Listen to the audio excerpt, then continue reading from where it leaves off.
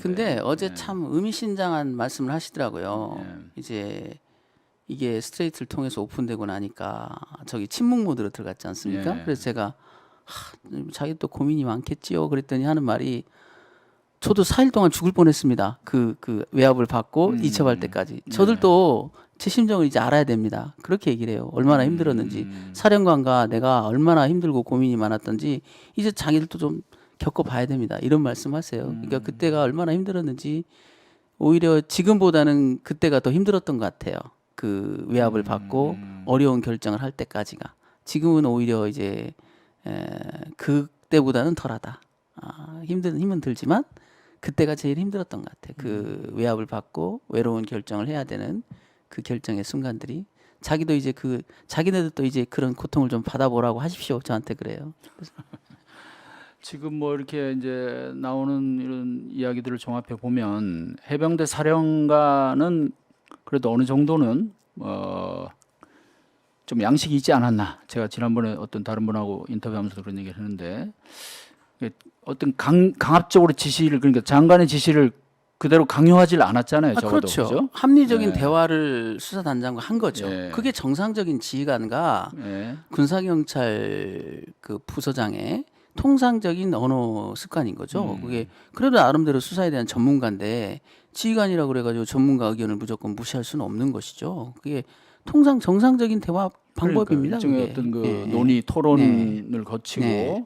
그래서 너무 힘이 드니까 예. 둘만 고민하기 힘드니까 장군 참모들까지 모여가지고 머리를 맞댔으나 그 장군 참모들은 이제 한 발 빼는 거죠. 이제 자기 영역도 아니고 또 뭐 법적 지식 충분한 것도 아니고 그래서 이제 겨우 조언 받은 게 이제 법무관 한 분이 뭐 조사본부로 넘기는 안에 대해서 예. 그것도 상당히 뭐 그 일리 있는 얘기다 이렇게 긍정해줬다는 거거든요. 그거 외에는 이제 국방부 조사본부로 넘기는 안을 사실은 처음에 이제 그런 얘기가 나왔고 국방부 쪽에서도 뭐 그런 안을 검토한다는 얘기가 있었잖아요. 네, 있었죠. 근데 나중에 이제 정작 박대령 쪽에서 그 사령관한테 그런 건의를 하잖아요. 우리가 택할 수 있는 선택 그렇죠. 조사본부로 넘기는 방법. 넘기는 걸 얘기를 하는데 오히려 또 그때는 국방부에서 거부했다는 거 아니에요? 그게 이제 조사본부 아니 그 저기 군사보좌관과 해병대 사령관과의 카톡에 자세히 나와 있답니다. 해병대 사령관은 이러이러한 이유로 우리는 안 되니까 조사본부에서 가져가는 게 어떠냐. 그런데 그 논의가 상당히 진행되더니만 이런 답을 주더라는 거예요. 자기들이 하면 안 된다. 해병대사와 바뀌면 결과가 달라지면 이게 오해를 사지 않냐. 아니 그럼 자기들이 하면 오해를 사고 해병대사에서 하면은 오해를 안 사나요? 마찬가지 얘기 아닙니까? 그건 좀 그래서 이게 이제 속보이는 짓이다. 제가 처음에 사사건건에 나와서 했던 속이 시커멓다는 거예요. 왜냐하면 불법을 자행하면서 자기가 드러나고 싶진 않은 거죠. 남의 손을 통해서 목적을 달성하겠다. 자신 있으면 자기들이 가져가서 처리를 하면 되지 않습니까? 이번에 조사본부가 처리하듯이. 그건 하지 않고 손 안 대고 코 풀겠다는 얘기죠. 네. 너희들이 다 책임지라. 왜냐하면 이게 만약에 실제 실행이 됐으면 그래서 포착이 돼서 수사가 들어갔으면 해병대 수산장 꼼짝없이 직권남용, 공용소리 무효죄, 교사범 이런 거에 걸려들거든요. 그런 어마어마한 범죄를 저질러야만 하는데 이첩 대상자를 바꾸려면 7월 28일자 담당 수사관의 보고서를 바꿔야 합니다. 7월 28일자에 이 사건을 담당했던 박모 상사님께서 일광수대장한테 보고를 한다고요. 이미 8명을 입건해서 가족들한테 설명한 다음에 이첩하게 놓으라 그러면 보고를 올렸고 그걸 일광수대장이 결재를 했어요. 그걸로 인지는 끝난 겁니다. 사실상. 인지라는 게 수사기관이 범죄 사실을 인식하는 거거든요. 담당 수사관이 8명의 범죄 사실을 인식해서 보고까지 했으면 인지는 끝난 겁니다. 나머지 절차는 지체 없이 이치하는 것밖에 없는 거예요. 그런데 이제 그걸 되돌리려면 어떡하겠습니까? 그 인지 8명의 범죄 사실이 기재된 그 보고서를 훼손해야 되잖아요. 그렇죠. 없애버려야 된다는 얘기거든요. 아니면 안 보내던가. 변사 사건 기록에만 남겨놓고 경찰에 안 보내던가. 그 자가 다 위법인 거죠. 그런 것을 자기들은 불법을 저지르기 싫고 해병대 수사단 보고 다 저질러라? 그러니까 이제 반발할 수밖에 없는 것이고 그런 합리적인 문제 제기 앞에 해병대 사령관이 어떻게 하겠어요? 내가 다 책임져? 쓸데없는 소리 하지 마. 내 말 들어? 이렇게 안 되죠.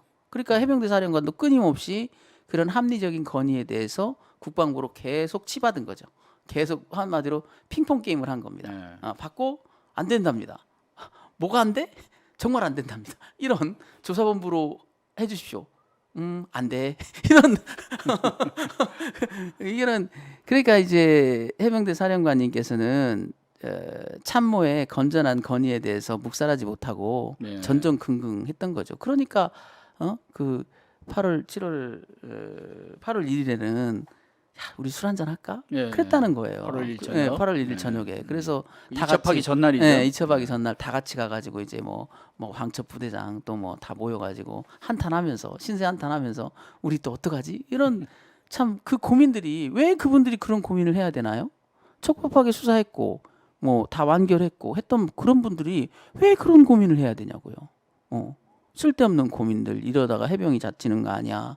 뭐 조직이 죽는 거 아니야? 네가 다치는 거 아니야? 내가 다치는 거 아니야? 누구의 이익을 위해서 그런 고민들을 이 사람들이 해야 되냐고요. 같이 술 마시면서 그렇게 또 고민했던 분들이 지금에 와가지고는 적이 돼서 예. 서로 이제 말이 또 달라지고 네가 죽어라 내가 죽어라 하는 그런 참극이 벌어진다. 이게 참 안타까운 일이죠. 그러니까요. 그 해병대 사령관이 지금 말씀하신 대로 전날 저녁에 8월 1일 저녁 그러니까 이첩하기 전날까지 그렇게 위로도 하고 계속 고민을 하고 그런 모습까지는 그래도 괜찮은데 이제 이후에 보직 해임을 이제 국방부의 명령에 의해서 네. 장관의 명령에 의해서 하면서부터는 이제 이제 박 대령하고도 이제 어떻게 보면 등을 지게 되는 저는 등을 졌다고 생각하진 않아요. 어쨌든 왜냐하면, 관계가, 좀 예. 그런데 해병대 사령관은 저는 음, 창군 이래로 처음 일이었다. 국방부 아니 국회에 나와가지고 네. 삼성 장군께서 국방부 장관과 군 통수권자에게 부담이 되는 말을 그렇게 자세히 여러 가지를 얘기할 수 있었다. 이것도 저는 그 높게 네, 평가하시는 해병대 아니면 못합니다. 네. 그동안 그런 적이 있었나요? 대부분의 사람들 같으면 표독하게 바뀌었겠죠. 언제 그랬냐는 듯 싹 저기 하고 뭐 예를 들어서 7월 22일 날 수사계획서 받아갔다면서요. 금시초문입니다. 뭐라고 그럴 거예요? 그렇지 않습니까? 그 다음에 이제 8월 2일 날 16시경에 드디어 그분이 등장하지 않습니까? 안보실 2차장. 예. 그거 묻지도 않았는데 스스로 그 해병대 사령관님께서 얘기하신 거거든요. 이거와 관련해서 안보실과 통화한 적 있냐? 없다 하다가 있습니다. 안보실 2차장. 그 영탁의 노래 있지 않습니까? 네가 왜 거기서 나와? 네.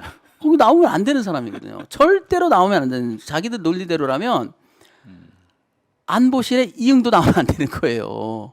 그런데 불쑥 나왔거든요. 그 얘기도 해병대 사령관으로서는 거기까지다. 그러니까, 해줄 수 있는 말은 거기까지다. 주어진 여건 내에서 그래서 저는 그것을 폭로라 명명하자. 그 점은 네. 높게 평가한다. 그럼요. 그것도 해병대이기 때문에 저는 가능하다고 봐요. 그래서 좀 서운할지라도 그렇게 제일 어려운 그게 말하자면 난코스였거든요.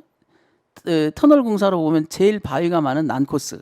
그게 안보실을 등장시키는 거였다고요.